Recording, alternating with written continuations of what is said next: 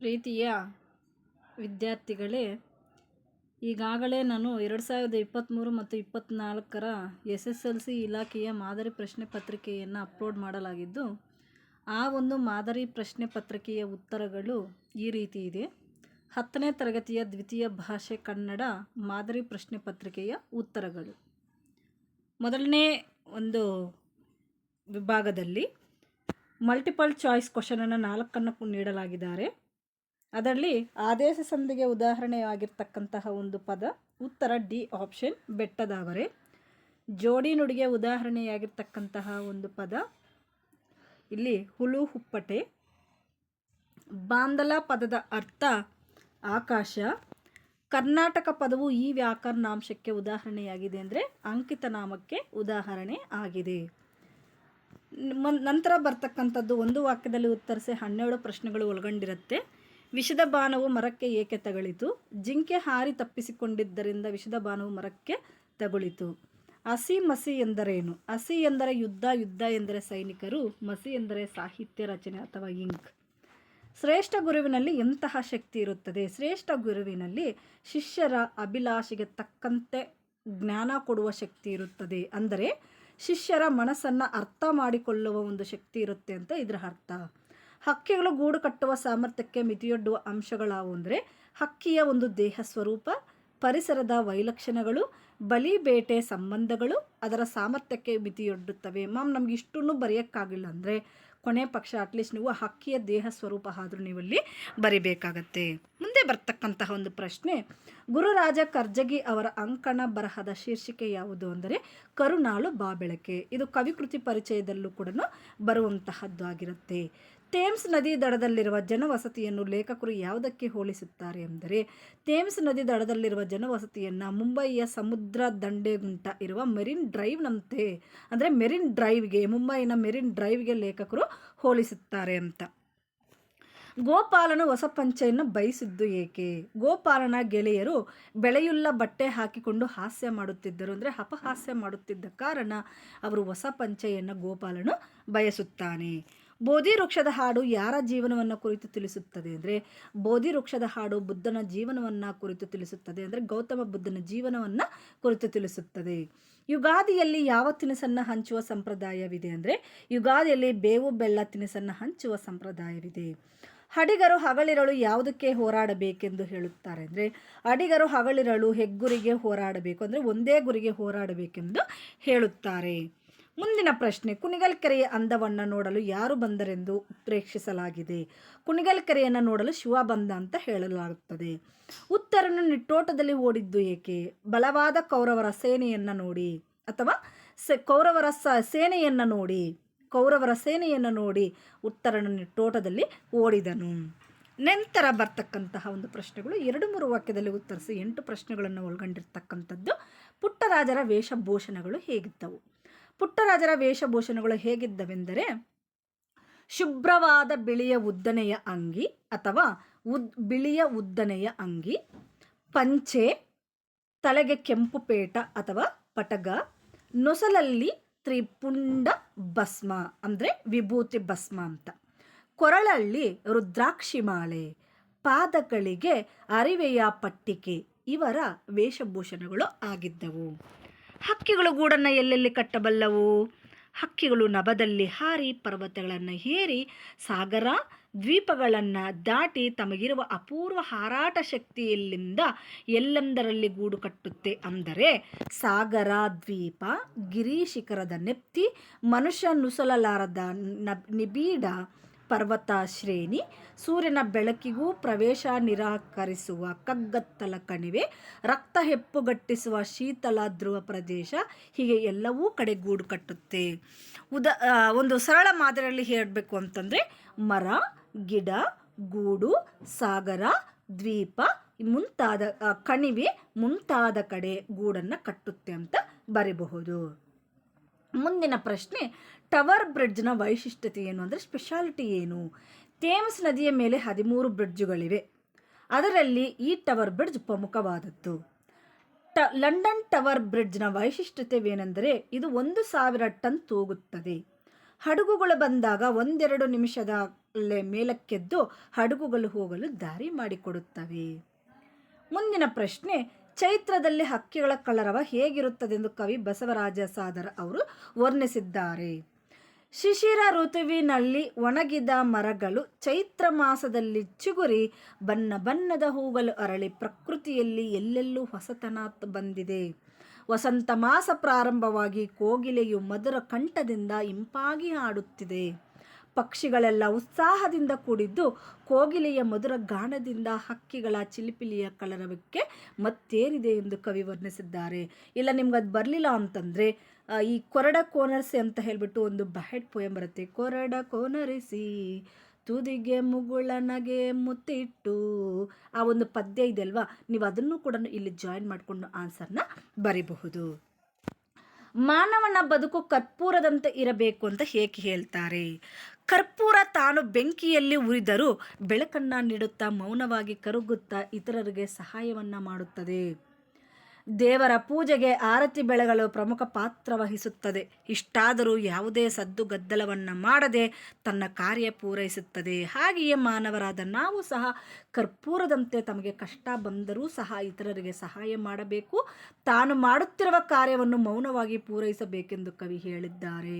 ಅಂದರೆ ತಟ್ಟೆಯಲ್ಲಿ ಕರ್ಪೂರ ಮೌನವಾಗಿ ಕರಗುತ್ತಾ ಜೊತೆಗೆ ನಮಗೆ ಒಂದು ಬೆಳಕನ್ನು ನೀಡುತ್ತದೆ. ಕರ್ಪೂರ ಬೆಳಕನ್ನು ನೀಡುವಾಗ ಮತ್ತು ಅದು ಕರಗುವಾಗ ಯಾವುದೇ ರೀತಿಯಾಗಿರ್ತಕ್ಕಂಥ ಒಂದು ಸದ್ದುವನ್ನು ಮಾಡುವುದಿಲ್ಲ. ಆ ಕರ್ಪೂರದಂತೆ ನಾವು ಕೂಡ ಸದ್ದಿಲ್ಲದಿರ ತನ್ನ ಕಾರ್ಯ ಯಾವ ರೀತಿ ಮಾಡುತ್ತೋ ನಾವು ಅದೇ ರೀತಿ ಮೌನವಾಗಿ ಮತ್ತು ಶಾಂತಿಯಿಂದ ಕೆಲಸವನ್ನು ಮಾಡಬೇಕು ಅಂತ ಈ ಒಂದು ಉತ್ತರ ನೀಡುತ್ತದೆ.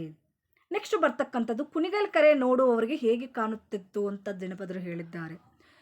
ಕುಣಿಗಲ್ ಕೆರೆ ನೋಡುವವರಿಗೆ ವೈಭವದಿಂದ ಕಾಣುತ್ತಿತ್ತು. ಮೂಡಲು ದಿಕ್ಕಿನಲ್ಲಿ ಚಂದರ ಉದಯವಾಗುವುದು ಸುಂದರವಾಗಿ ಕಾಣುತ್ತಿತ್ತು. ಜನರು ಸಂತೆಗೆ ಹೋಗುವಾಗ ಆ ಕೆರೆಯ ಕಲ್ಲು ಕಟ್ಟೆ ಮೇಲೆ ಹೋಗಬೇಕು. ಫಸ್ಟ್ ಸ್ಟಾಂಜ ಬರುತ್ತೆ, ಮೂಡಲ್ಕನೆ ಕುಣಿಗಲ್ ಕೆರೆ ನೋಡೋರ್ಗೊಂದು ವೈಭವವಾಗ ಅಂತ ಹೇಳ್ಬಿಟ್ಟು ಒಂದು ಪದ್ಯ ಬರುತ್ತಲ್ವಾ, ಅದನ್ನು ನೀವು ಇಲ್ಲಿ ಬರೀಬಹುದು.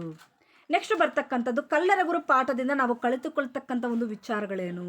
ವೈದ್ಯರು ತಾನು ವೈದ್ಯನಾಗಿ ಹಣವನ್ನು ಗಳಿಸುವುದೇ ಮುಖ್ಯ ಅಂಶವಾಗದೆ ಆತ ಸಮಾಜ ಸೇವೆಯನ್ನು ಸಲ್ಲಿಸುತ್ತಿದ್ದನು. ಸಮಾಜದ ಕ್ಷೇಮ ಸಾಧನೆಗಾಗಿಯೇ ವೈದ್ಯಕೀಯ ವ್ಯಕ್ತಿ ಇರುವುದು ಎಂಬುದನ್ನು ಅರಿತ ವೈದ್ಯರು ತನ್ನ ಮನೆಯಲ್ಲಿ ಕಳ್ಳತನ ಮಾಡಿದವನು ಭೀಮನಾಯಕನೇ ಎಂದು ಅರಿತಿದ್ದರೂ ಆತನ ಮಗನಿಗೆ ಹುಷಾರಿಲ್ಲದ ವಿಷಯವನ್ನು ತಿಳಿದು ಚಿಕಿತ್ಸೆ ನೀಡಿ ಗುಣಪಡಿಸುತ್ತಾರೆ. ಅದೇ ರೀತಿ ಮನುಷ್ಯನು ತಾನು ಯಾವುದೇ ಕೆಲಸವನ್ನು ಮಾಡಬೇಕಾದರೂ ತಮ್ಮ ಮನಸ್ಸು ಮೆಚ್ಚುವಂತೆ ಮಾಡಬೇಕು. ಅಲ್ಲದೆ ನಮ್ಮ ಶತ್ರುವು ನಿಸ್ಸಹಾಯಕ ಪರಿಸ್ಥಿತಿಯಲ್ಲಿದ್ದಾಗ ನಾವು ಆ ಸಮಯವನ್ನು ದುರುಪಯೋಗ ಮಾಡಿಕೊಳ್ಳದೆ ಸಹಾಯವನ್ನು ಮಾಡಿಕೊಳ್ಳಬೇಕೆಂದು ಕಲ್ಲರ ಗುರು ಪಾಠದಿಂದ ನಾವು ಕಲಿತುಕೊಳ್ಳಬೇಕಾಗುತ್ತೆ. ಅಂದರೆ ಇಲ್ಲಿ ಮೊದಲನೇದಾಗಿ ನಾವು ಮಾನವೀಯತೆ ಅಂತಕ್ಕಂಥ ಒಂದು ಗುಣವನ್ನು ನಾವಿಲ್ಲಿ ಕಲಿಯಬೇಕಾಗುತ್ತೆ.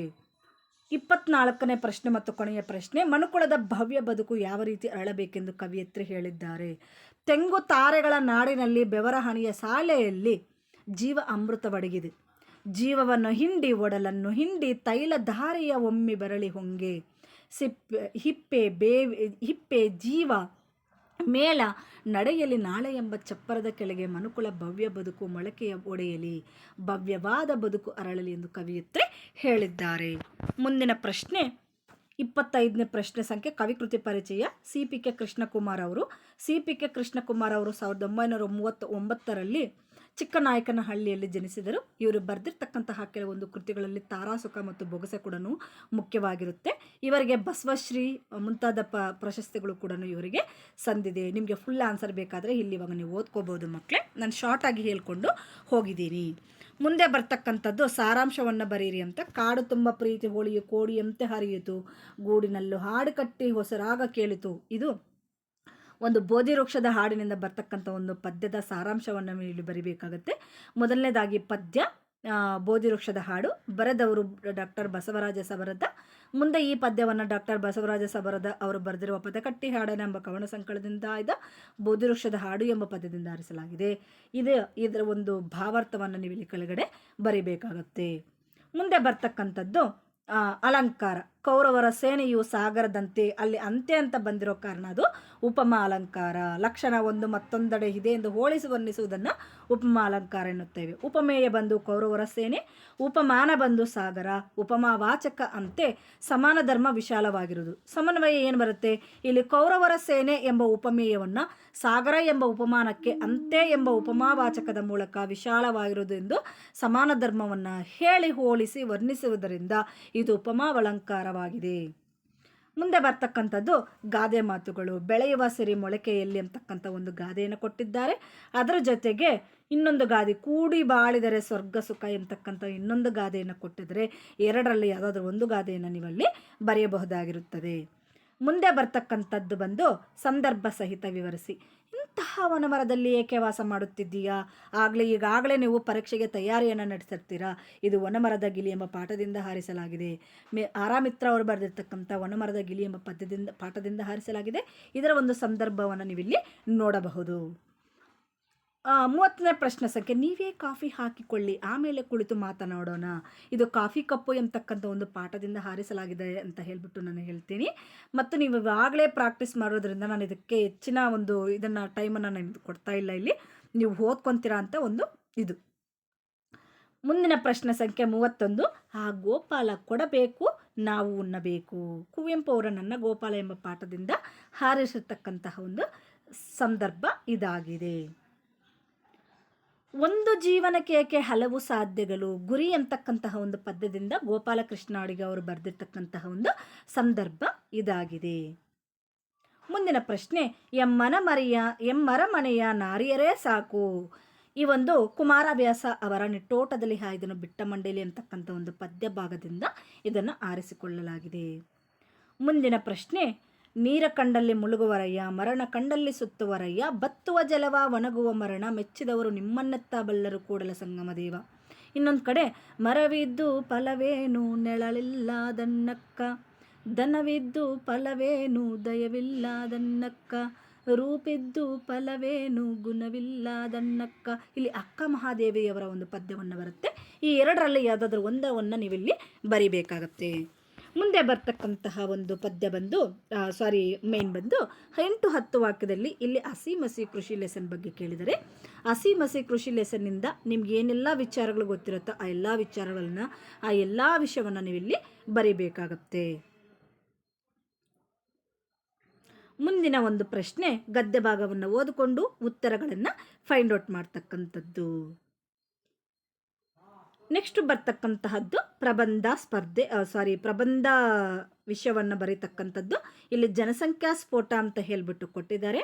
ಇನ್ನೊಂದು ಬಂದು ಅರಣ್ಯ ಸಂರಕ್ಷಣೆಯ ಮಹತ್ವ ಅಂತ ಹೇಳ್ಬಿಟ್ಟು ಕೊಟ್ಟಿದ್ದಾರೆ. ಈ ಎರಡರಲ್ಲಿ ಯಾವುದಾದ್ರೂ ಒಂದನ್ನು ನೀವು ಚೂಸ್ ಮಾಡ್ಕೊಂಡು ಬರೀಬಹುದು. ನೆಕ್ಸ್ಟ್ ಬರ್ತಕ್ಕಂಥದ್ದು ನಮಗೆ ಕೊನೆಯ ಹಂತದಲ್ಲಿ ಒಂದು ಪತ್ರವನ್ನು ಬರೀತಕ್ಕಂಥದ್ದು. ಇದು ಬಂದು ಅಫಿಷಿಯಲ್ ಲೆಟರ್, ಗ್ರಾಮ ಪಂಚಾಯತಿ ಅಧ್ಯಕ್ಷರಿಗೆ ಒಂದು ಮನವಿ ಪತ್ರವನ್ನು ಬರೀತಕ್ಕಂಥದ್ದು. ಇವರಿಂದ ಇವರಿಗೆ ಮಾನ್ಯರೇ ವಿಷಯ ಇದಿಷ್ಟು ಆಗಿದ್ದಾದ್ಮೇಲೆ ಬರೀತಕ್ಕಂತಹ ಒಂದು ಬಾಡಿ ಆಫ್ ದ ಮ್ಯಾಟರ್ ಏನು ಬರುತ್ತೋ ಅದು ಬರ್ತಕ್ಕಂಥದ್ದು. ಧನ್ಯವಾದಗಳು ಇಂತ ತಮ್ಮ ವಿಶ್ವಾಸಿ ಮತ್ತೆ ಒಂದು ಸಹಿಯನ್ನು ಮಾಡ್ತಕ್ಕಂಥದ್ದು. ನೆಕ್ಸ್ಟ್ ಬರ್ತಕ್ಕಂಥದ್ದು ಪರ್ಸನಲ್ ಲೆಟರ್, ಒಂದು ತಂದೆಯವರಿಗೆ ಪತ್ರವನ್ನು ಬರೀತಕ್ಕಂಥದ್ದು. ನೀವಲ್ಲಿ ಕ್ಷೇಮಾಶ್ರೀ ದಿನಾಂಕ ಇಂದ ಒಂದು ಪೂಜ್ಯ ತೀರ್ಥ ರೂಪದವರಿಗೆ ಇಲ್ಲ ಮಾತೃಶ್ರೀ ರೂಪದವ್ರಿಗೆ ಅಂತ ಬಿಟ್ಟು ತಾಯಿಗೆ ಏನು ಬರೀತೀವೋ ತಂದೆಗೆ ಏನು ಬರ್ತೀವೋ ಆ ಒಂದು ಇಲ್ಲನ್ನ ವಾಕ್ಯವನ್ನು ಬರೀಬೇಕಾಗತ್ತೆ. ಇಲ್ಲಿ ಇದಿಷ್ಟು ಆಗಿದ್ದಾದ್ಮೇಲೆ ನಮಸ್ಕಾರಗಳೊಂದಿಗೆ ಇಂತಿತ್ತೀಮ ಪ್ರೀತಿಯ ಮಗ, ಇವರಿಗೆ ಅಡ್ರೆಸ್ ಇಲ್ಲಿ ಬರೀತಕ್ಕಂಥದ್ದು. ಮಕ್ಕಳ ಇದಿಷ್ಟು ಅರ್ಥ ಆಯಿತು ಅಂತ ತಿಳ್ಕೊತೀನಿ. ಕೆಲವೊಂದು ಉತ್ತರಗಳನ್ನು ನಾನು ಜಸ್ಟ್ ಹಾಗೆ ಹೇಳ್ಕೊಂಡು ಹೋಗಿದ್ದೀನಿ. ಇದಿಷ್ಟು ನೀವು ನೀಟಾಗಿ ಓದ್ಕೊಂಡಾಗ ನಿಮಗೆ ಉತ್ತರಗಳು ಸಿಗತ್ತೆ ಅಂತಾನೆ ತಿಳ್ಕೊತೀನಿ ಮಕ್ಕಳೇ. ನಮಸ್ಕಾರಗಳು.